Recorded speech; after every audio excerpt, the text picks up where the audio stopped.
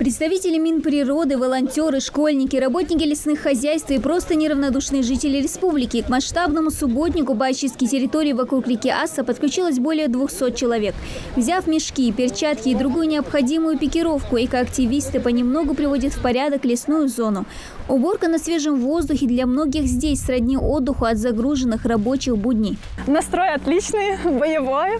Здесь очень классная атмосфера. Все люди очень собрались на природе. Особенно радует вот эта вот позеленевшая природа.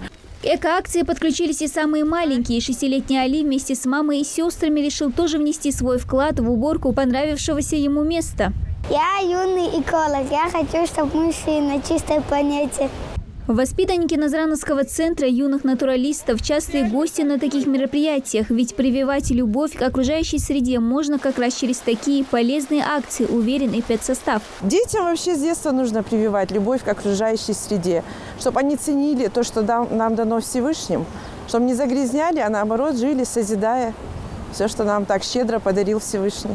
Весь собранный мусор отсюда отвезут на Сунжский полигон, а его активисты собрали немало. Буквально за 2 часа набралось несколько десятков мешков. В погожие весенние и летние дни это место превращается в зону отдыха. Вот только далеко не все спешат соблюдать простое правило – намусорил – убери. Если бы у каждого человека, который приходит, отдыхает сюда, было бы самосознание, что после себя в кучу хотя бы собрать этот мусор или мешок сложить, унести с собой, где есть специально отведенные для этого места. Ну, у некоторых людей у нас не хватает сознания. И в следующий раз они сами приехали бы, чисто было бы. Другие приедут, тоже чисто бы. Это же наше все. Мы же не для кого-то это делаем. Специально для волонтеров Минприроды развернула небольшую кухню на свежем воздухе. Нагуляв аппетит после субботника, добровольцы не против и поесть. Акцию, приуроченную ко Дню эколога и Всемирному дню охраны окружающей среды и акции «Вода России» Минприроды проводит уже несколько лет подряд. Не первый год участником экоакции бывает и председатель правительства региона Владимир Сластенин. Сегодня День эколога и министерство, волонтеры, молодежь уже не первый год проводят такие массовые мероприятия по очистке именно берега реки. Не только реки Асса, но и в целом чистоты и экологической чистоты. Мы много говорим о том, что это надо делать, что не надо мусорить. И вот эта работа, вот эти вот акции, мероприятия, самое-то главное – это воспитательная цель.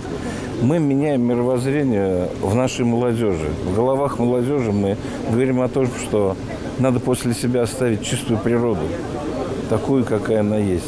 Хотел бы отметить, что данная акция проходит не только в сельском поселении Министерской на данном участке, а также во всех муниципалитетах по указанию главы республики Махмуда Алимак-Шариповича. Данное мероприятие проходит по всей республике, во всех районах центра. То есть у нас сегодня нашими жителями нашей республики, сотрудниками муниципалитета будет очищено берега 11 рек, в том числе и муниципальные территории наших сельских поселений, городов и районов.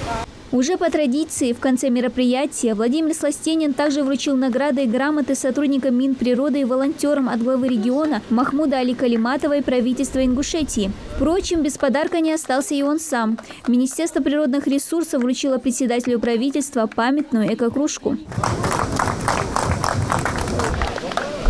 Эта масштабная акция давно стала доброй традицией в республике. Подобного рода эко-мероприятия ведомство планирует проводить и дальше. Основной акцент Минприроды сделает на уборку в горной части республики. Стоит отметить, что наш регион уже 5 лет подряд становится лидером во всероссийской эко-акции «Вода России». Дана Плиева, Рамзан Зурабов. Новости 24.